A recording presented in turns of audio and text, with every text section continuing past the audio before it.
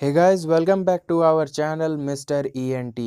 तो आज हम लोग को एक्सपेरिमेंट नहीं करने वाले हैं और आज हम बनाने वाले हैं एक पेन स्टैंड जो कि वेस्ट न्यूज़पेपर से बनाएंगे, यानी कि best out of waste material से। तो चलिए गाइस, वीडियो को स्टार्ट करते हैं।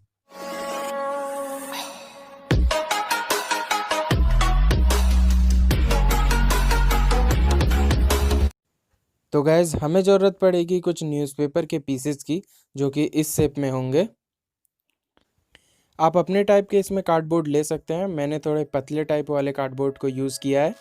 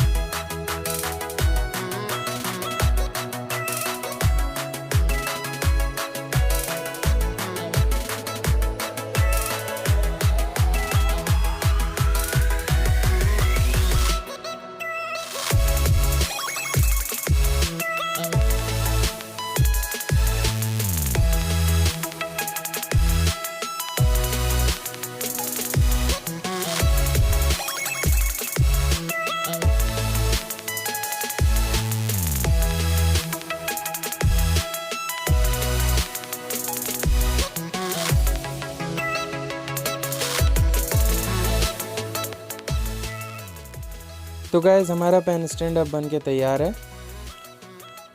तो गाइज़, आई होप आपको वीडियो पसंद आया होगा।